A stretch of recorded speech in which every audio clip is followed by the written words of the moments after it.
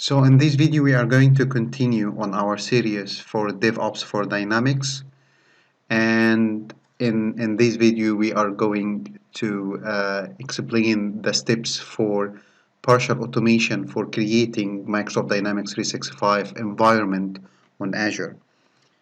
My name is Mohammed Radwan. I'm a developer technologies MVP and principal DevOps consultant. I have been doing software development for more than 15 years now, working on several projects for different enterprise customers across different regions and countries. I heavily participated in the community, developed several frameworks, presented many sessions, holding various certificates for Azure and DevOps. I started back in 2002 as a classic ASP developer, relocated multiple times in multiple countries, worked with several technologies and for different roles and positions. And for the last 8 years, I moved to consultancy-based role where I focused more on helping different companies, some of them from the Fortune 500, to improve their software development and delivery using DevOps and automation. I have developed and authored several frameworks, command line tools, and guides.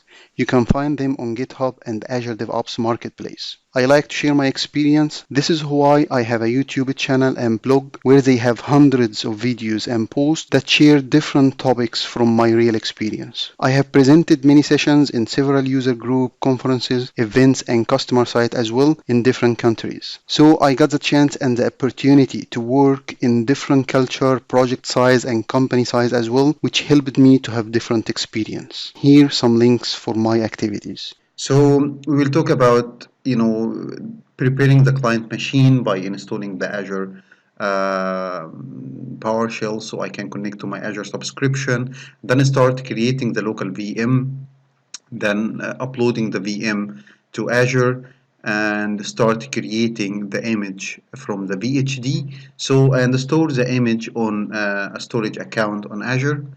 After that, I start creating a VM from Azure on Azure or from the image, and then running the script to join the domain and run registry, run a script to update the registry with the new name, because usually we created the image from a machine with Dynamics 365, and usually the deployment or the configuration of Dynamics 365 is tightly coupled to the machine name.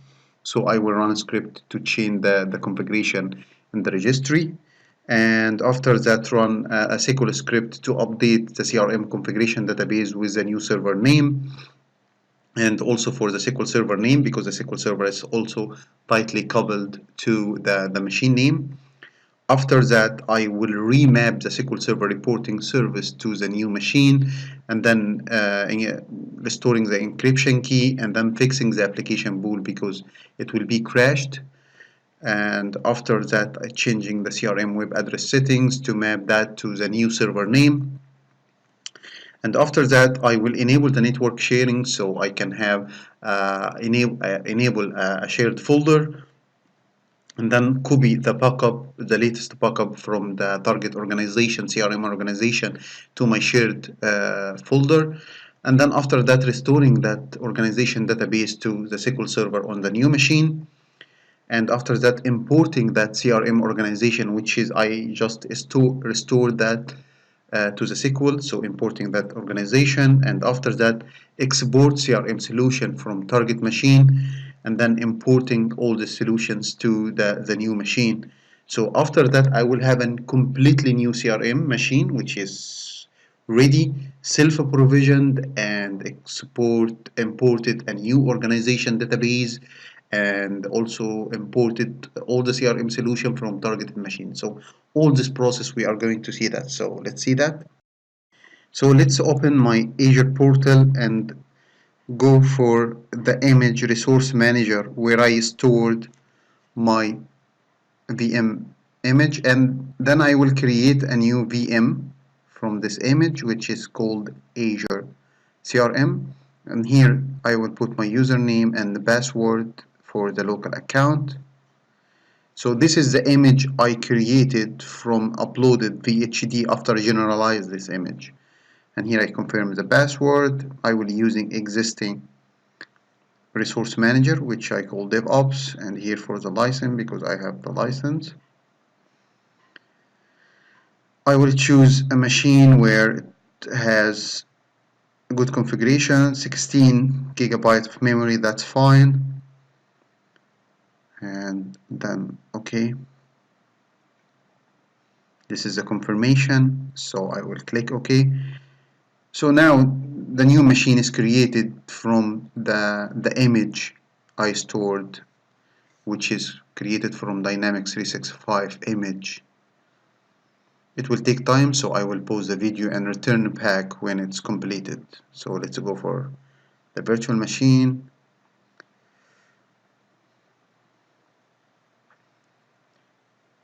Here still, so pausing the video and get back when it's completed. So now it's completed. So let's open the machine. I will click on Azure CRM and click on connect. So this will download the RDB file or remote desktop. So I will connect to the machine using my local account, which is I used during the creation of the machine. Now I'm connecting to the machine. Of course, this is the first time building the profile for this account on this machine for the first time. You can watch this video for more information about DevOps, continuous integration and continuous delivery, and many others. Still creating all the profile. So if we open the machine to see the settings and see this is my script where I will run the script. Let's see the configuration of the machine. So we can see here, this is the name of the machine, Azure CRM, and it is a work group called DevOps Visions. So I will close that and going to my script where I have all the PowerShell scripts. So let's first open the registry and see software, Microsoft MS CRM. And then we have here two values. I want to look at it, configure database, and if we look at the machine name here, we will find Dynamics 365. This is the old machine name from the template. And also look at the server URL. We have also Dynamics 365. This is the old machine name, which is again, it's using the old machine name, not the new name for the virtual machine. So the first step is by running this PowerShell script, which will join the domain. In this script, it will just change the machine to point to the DNS where it has a domain controller, so I can then connect to the domain. So, and join the domain, and of course restarted the machine to take effect, so the machine is not available. So I will wait for the machine to be restarted and then connecting again. I will pause the video again. So start download, and in this time I will log in using the domain account, which is in my case addevopsvision.com. This is my domain controller.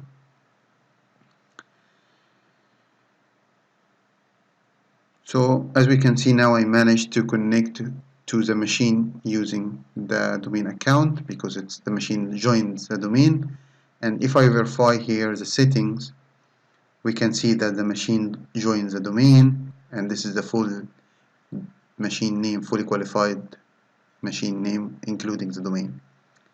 So getting back to my script, so to just show you some of the values that I will change inside the configuration database, so I prepare this query which retrieving the information, so we can look at that before. So of course here connecting to the local instance of the SQL Server. So here I will use the first just to use the CRM configuration database. Of course I can change the drop down, it's the same.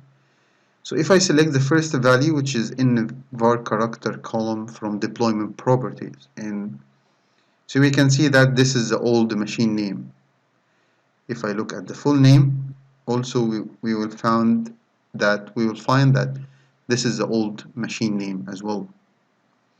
Help server URL, this is empty, and the connection string SQL Server value is or URL. We'll find that it's also all the name using the old machine name, and here this is the SQL Server name, so this is not for the CRM, this is SQL Server, so it's Dynamics 365. So even the SQL Server is using. And if I open the reporting service configuration manager, then going to the encryption key, we can see that I can't back up the encryption key because it's not working.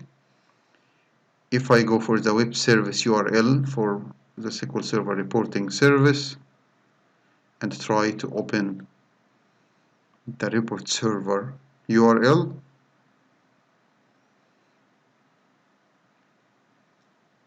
we can see that the reporting service is not working. Of course, the encryption key is not working, the database is not working, mapped to. And if I open the CRM or Dynamics 365 CRM deployment manager, we can see it's crashed. This is why if I also open the application pool, we will see that it will work now, but it will be crashed after some time. So here I have two main application pool which running the CRM services. So here the CRM app pool and CRM deployment, and both of them is started, but after some time they will be crashed. So as we can see, this is the configuration that I need to change, so in order to make my machine working properly. So I will run this script which will change all the settings. So if I run the script, as we can see, it's update the registry for the first key, which is the config database, and then the server URL. Also, it runs a script to update the CRM configuration database with the new server name, and also for the new server name for the SQL Server value. And now it's remaps the SSRS or reporting service database to the new server. So it's the same database, but we just need to remap this SSRS.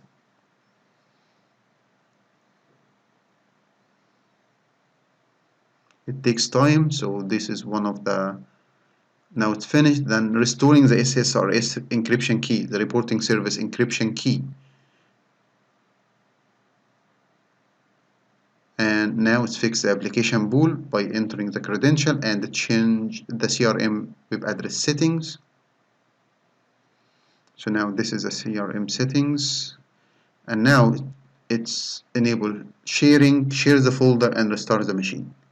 So this script do all of that. So pause after the restart and then reconnect to the machine. So if we open the machine now, You can watch this video for more information about Git with animation. You will see different animated commands like branch, merge, rebase, cherry pick, and many others. so after this configuration, if I open the deployment manager, we can see that the deployment manager opened successfully.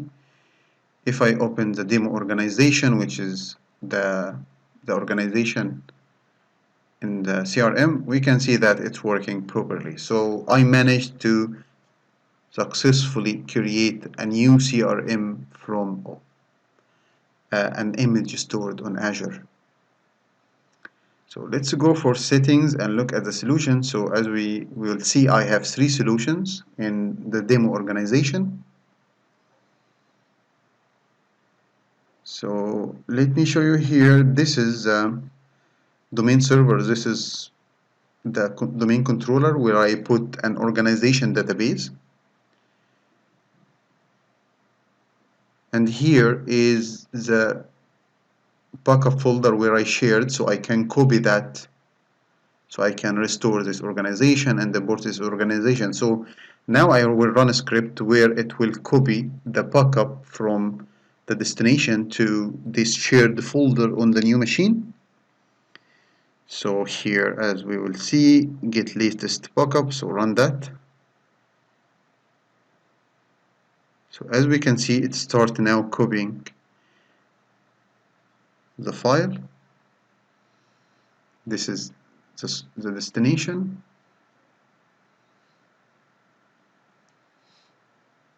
So the first script is to copy that the organization database from the source to the destination, and the destination is the new machine. So let me open the SQL Server so we can see while restoring the organization database. So if I refresh the database, we can see there is no database. Now I will run the script where it will restore the organization database. So let me show you here. When I refresh the database, we will see that I have the test organization is restoring while my PowerShell script is still processing the restoring of the database, which is on Azure CRM configuration, still restoring. Now it's completed. If I refresh now the database, we will find that the organization is restored correctly. If I refresh that, of course it will not appear because it's just a database imported in the SQL, restored in the SQL Server. So what I'm going to do is run another script which will import this organization. So run this script which will import the organization here. This will import test organization.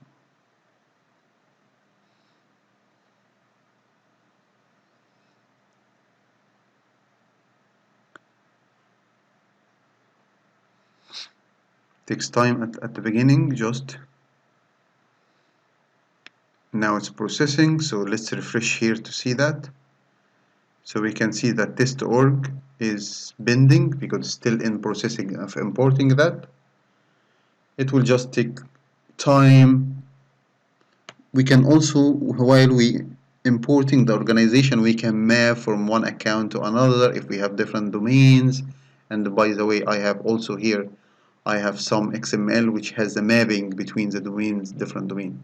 So now it's import organization. If I refresh that and see, look at the pending, now we can see that it's enabled, which means that I successfully import the organization, test organization, to the new deployment. And when we open that, we can see that it's working correctly. Now, if I go for the setting solutions, we can see that solution, it doesn't include any solutions, so it's an empty. So what I'm going to do is run another script where it will export solution from the demo organization. Again, I can define which organization I need to export from, and here it will export all the organization here inside this place now. Sorry, export all the solution, not the organization. So it will export all of them here in this folder. So as we can see, this is the first solution exported, and all of them, I'm exporting them as unmanaged solution. And waiting for the third, yes. So now it's completed, exported all the solutions. Now I will run another script which is copy and import the solution. So it will copy them inside the CRM solution exported here. So run the PowerShell script. The first, of course, it's move. Actually, it's not copy, but it's move them. So it's move them here inside this folder, and then it will export them to the new testing organization. And here it's importing them. So this is the first solution, it's import, and the second solution.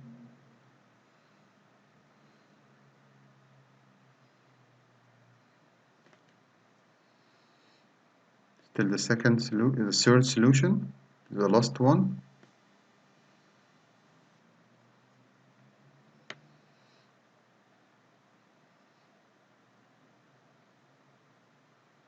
Still, now it's completed. So if I get back here for the test organization, as we can see, let's refresh that. Then we will see that we imported these solutions to the new test organization.